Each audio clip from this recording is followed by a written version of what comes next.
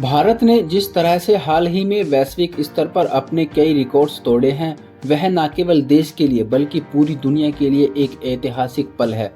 यह उन देशों के लिए एक बहुत बड़ा संदेश है जो अब तक भारत को कमजोर मानते थे, लेकिन आज में भारत की ताकत और उसकी आर्थिक प्रगति को देख हैरान रह गए हैं। भारत का विदेशी मुद्रा भंडार फॉरेक्स रिजर्व एक सप्ताह में 125 अरब डॉलर की भारी वृद्धि के साथ 700 अरब डॉलर के आंकड़े को पार कर गया है, जो कि स्वतंत्रता के बाद का सबसे गर्व का क्षण है। यह उपलब्धि दर्शाती है कि अब भारत एक वैश्विक आर्थिक स्थिति बन चुका है और जिस प्रकार से भारतीय अर्थव्यवस्था तेजी से प्रगति कर रही है, वह आने वाले समय में और भी बड़े कीर्तिमान स्थापित करेगी। आज जो विदेशी नेता भारत को झुककर नमन कर रहे हैं, वह इस बात का प्रमाण है कि भारत ने अपनी आर्थिक और राजनीतिक स्थिति को विश्व मंच पर मजबूती से स्थापित किया है। अगर आप सही आंकड़े के बारे में जानना चाहते हैं तो यह संख्या 704.8 बिलियन डॉलर। यह खबर न सिर्फ भारतीय अर्थव्यवस्था के लिए एक महत्वपूर्ण जीत है, बल्कि इसके कारण पूरी दुनिया के लीडर्स और मीडिया की नजरें भी आज भारत पर टिकी हुई हैं। अब देखिए, भारत ने 700 अरब डॉलर का आंकड़ा तो पार कर ही लिया है। इसके अलावा भारत उन पहले 4 देशों में शामिल हो चुका है जिनके पास इतना बड़ा विदेशी मुद्रा भंडार है। लेकिन आज इस वीडियो में हम केवल इस बड़ी खबर की ही बात नहीं करने वाले हैं, बल्कि एक और खुशखबरी भी है जिसकी वजह से आप अपने भारतीय होने पर गर्व के साथ आपको उस फॉर्मूले के बारे में भी बताएंगे, जिसकी वजह से इतने कम समय में भारत ने कई विकसित और अमीर देशों को पीछे छोड़ दिया है। लेकिन आगे बढ़ने से पहले इस वीडियो को लाइक करें और चैनल को सब्सक्राइब कर दीजिए। यह आपके लिए केवल 1 सेकंड का काम है, लेकिन ऐसा करके आप अब हमारी और हमारे कंटेंट की काफ़ी बड़ी मदद करते हैं। भारत आज विश्व की एक बड़ी ताकत बन चुका है और फॉरेन रेवेन्यू के मामले में भी भारत की स्थिति बेहद मजबूत है। हाल ही में आई खबर के अनुसार भारत का विदेशी मुद्रा भंडार दुनिया के चौथे सबसे बड़े भंडारों में शामिल हो गया है। जो लोग इस बारे में नहीं जानते, उन्हें बता दें कि भारत से ऊपर जिन 3 देशों के पास अधिक विदेशी मुद्रा भंडार हैं, वे चीन, जापान और स्विट्जरलैंड है। लेकिन यह जानकर आपको हैरानी होगी कि आने वाले कुछ सालों में भारत स्विट्जरलैंड को भी पीछे छोड़ते हुए तीसरे स्थान पर पहुंच सकता है। फिलहाल स्विट्जरलैंड का विदेशी मुद्रा भंडार 802 बिलियन डॉलर के आसपास है और जिस तरह से भारत में हाईटेक इंडस्ट्रियल सेक्टर में लगातार निवेश बढ़ रहा है, उससे यह संभावना और भी मजबूत हो जाती है कि भारत जल्द ही स्विट्जरलैंड को भी पीछे छोड़ देगा। यह एक बड़ी उपलब्धि होगी कि भारत पहले ही फ्रांस, जर्मनी, कोरिया और यहाँ तक कि कई अरब देशों को पीछे छोड़ चुका है। यह देश आज की तारीख में अमीर और विकसित माने जाते हैं, लेकिन भारत ने 700 अरब डॉलर के फॉरेक्स रिजर्व को हासिल कर इन देशों से भी आगे निकलने की चुनौती को स्वीकार किया है। और यह सफर आसान नहीं था दोस्तों, बल्कि इसके लिए भारत और भारतीय सरकार को कई चुनौतियों और कठिनाइयों का सामना करना पड़ा। ऐसी मुश्किलें जिनके बारे में आप से कई लोग शायद ही जानते होंगे। इन चुनौतियों को समझने के लिए हमें लगभग 30 साल पीछे 1990 के दौर में जाना होगा। आज जिस आर्थिक संकट का सामना पाकिस्तान और बांग्लादेश जैसे देश कर रहे हैं, कुछ ऐसा ही हाल उस समय भारत का भी था। भारतीय अर्थव्यवस्था भारी दबाव में थी और देश का विदेशी मुद्रा भंडार मात्र 5 बिलियन डॉलर रह गया था। इसके साथ ही भारत का 69 बिलियन डॉलर का कर्ज था और इस स्थिति से निकलने के लिए कोई ठोस उम्मीद भी नहीं दिख रही थी।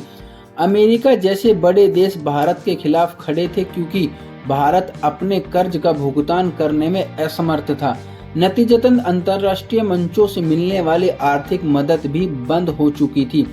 उस वक्त भारत को एक कमजोर और दयनीय देश के रूप में देखा जा रहा था और वैश्विक स्तर पर उसे नीचा दिखाने की कोशिशें भी की जा रही थी। कई देश भारत से अपने कर्ज की वापसी के लिए उल्टी सीधी शर्तें थोप रहे थे और यह दौर भारत के लिए सबसे कठिन समय में से एक था। एक ऐसा समय भी आया जब भारत को विदेशी मुद्रा भंडार 1998 में केवल 29,000 मिलियन डॉलर तक जा पहुंचा था और भारत ने दुनिया के सामने अपनी क्रेडिबिलिटी लगभग पूरी तरह से खो दी थी। मैन्युफैक्चरिंग और निवेश तो दूर की बात थी, भारत के लिए जरूरी वस्तुओं का आयात तक करना मुश्किल हो गया था। हालात ऐसे हो गए थे कि विदेशी कंपनियां किसी भी कीमत पर भारत में निवेश करने से कतराने लगी थी, और जो कंपनियां पहले से ही मौजूद थी वे भी एक एक करके भारत छोड़ने लगी। इस संकट के चलते भारत लगभग उस स्थिति में पहुंच चुका था जहां हमारे पास निर्यात करने के लिए बहुत कम विकल्प बचे थे। विदेशी मुद्रा भंडार को बढ़ाने के लिए एक्सपोर्ट पर निर्भर होना जरूरी था, लेकिन हमारे पास सिर्फ कृषि उत्पाद ही निर्यात करने के लिए बचे थे। फिर भी विकसित देशों की नीतियों के कारण इस क्षेत्र में भी हमें नुकसान झेलना पड़ा। यह भारत का सबसे खराब दौर था और धीरे धीरे भारत अपनी शेष ताकत भी अमीर देशों के हाथों में गंवाता चला जा रहा था। खैर, उस कठिन समय में भी भारत के पास इतना बड़ा सोने का भंडार था कि वह खुद को उस मुश्किल दौर से निकाल सकता था। भारत के पास विकल्प था कि वह अपने सोने को बेचकर मोटा कर्ज दे और बचे हुए पैसे से नई इंडस्ट्रीज खड़ी कर ले, जिनके एक्सपोर्ट से देश की अर्थव्यवस्था को फिर से पटरी पर लाया जा सकता था। लेकिन इस तरीके से फिर से कर्ज में डूबने का खतरा भी बना हुआ था। इसीलिए भारत ने एक बीच का रास्ता चुना और 1991 में 46 टन सोना बैंक ऑफ इंग्लैंड और बैंक ऑफ जापान के पास गिरवी रख दिया, और इसके अलावा 67 टन सोना IMF यानी इंटरनेशनल मॉनेटरी फंड के पास भी गिरवी रख दिया था। इसके बदले में भारत को 2.2 अरब डॉलर का लोन स्वीकृत हुआ, जिसमें से कुछ पैसे दूसरे देशों का कर्ज चुकाने के लिए इस्तेमाल किए गया और बाकी रकम से भारत में नए मैन्युफैक्चरिंग सेक्टर्स खड़े किए गए। यह वह दौर था जब घाटे में चल रही सरकारी कंपनियों को निजी क्षेत्रों के हाथों में सौंप दिया गया, ताकि वे कंपनियां फिर से मुनाफे में आ सके और भारत के लिए निर्यात के रास्ते खुल सके। 1991 से पहले भारत की औद्योगिक नीतियां काफी जटिल थी। किसी भी नए प्रोजेक्ट को शुरू करने के लिए कई वर्षों तक स्वीकृति का इंतजार करना पड़ता था।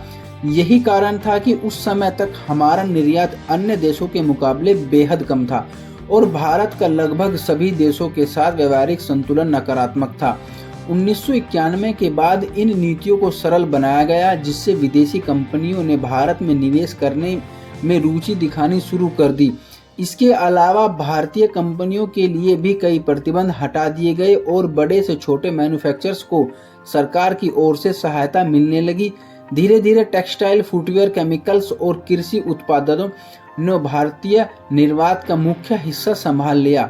इसी के साथ भारत का विदेशी मुद्रा भंडार भी फिर से बढ़ने लगा और यह प्रक्रिया भारत की आर्थिक स्थिति को मजबूत करने में निर्णायक साबित हुई।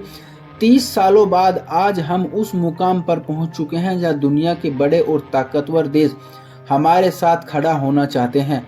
अब हम न केवल अपनी अर्थव्यवस्था को स्थिर बना चुके हैं, बल्कि कई गरीब और जरूरतमंद देशों को कर्ज भी देते हैं। यही नहीं, हम दुनिया के कुछ विकसित देशों को पीछे छोड़ते हुए 700 अरब डॉलर से अधिक का विदेशी मुद्रा भंडार भी जमा कर चुके हैं। समय के साथ भारत ने कई महत्वपूर्ण सबक सीखे और इसी कारण से हम अरब डॉलर के अलावा अन्य विदेशी मुद्राओं को भी अपने भंडार में शामिल कर रहे हैं। सबसे खास बात यह है कि भविष्य में किसी भी आर्थिक संकट से बचने के लिए हमने कई देशों के साथ भारतीय रुपये में व्यापार शुरू किया है। इससे हम डॉलर की किसी भी गिरावट या अंतर्राष्ट्रीय प्रतिबंध जैसी स्थिति में सुरक्षित रह सकें और हमारा निर्यात और आयात बिना किसी रुकावट के जारी रह सके। आज की तारीख में कुल 22 देश भारतीय बैंकों में अपना अकाउंट खोल चुके हैं और जल्द ही इस सूची में और भी कई देश शामिल होने की उम्मीद है। आपको यह जानकर खुशी होगी कि 1991 में जो सोना हमने बैंक ऑफ इंग्लैंड में गिरवी रखा था, वह अब भारत वापस लाया जा चुका है और यह सोना भारतीय रिजर्व में सुरक्षित रूप से रखा गया है। आज सेमीकंडक्टर्स और एविएशन ऐसी दो प्रमुख फील्ड्स हैं जो आने वाले वर्षों में भारत के फॉरेक्स रिजर्व को और भी तेजी से बढ़ाने वाली है। जल्द ही भारत में न केवल जेट इंजन का उत्पादन होगा, बल्कि सेमीकंडक्टर्स चिप्स का भी भारी मात्रा में निर्माण होगा। इससे अरबों रुपयों का एक्सपोर्ट भारत से किया जाएगा। जो हमारी अर्थव्यवस्था को नई ऊंचाइयों पर पहुंचाएगा। तो दोस्तों सोचिए, एक समय ऐसा भी आ गया था कि जब भारत की हालत भी फर्श पर आ चुकी थी, लेकिन समय का पहिया घूमा और सोने की चिड़िया वाले देश ने अपने सोने को गिरवी रखकर धीरे धीरे अपनी स्थिति पूरी तरह से सुधार ली है। तो दोस्तों उस खराब दौर से निकलकर अच्छे वक्त में अपना देश अब आ चुका है। तो दोस्तों देश हित में इस वीडियो को लाइक करें, शेयर करें और चैनल को सब्सक्राइब जरूर करें। जय हिंद।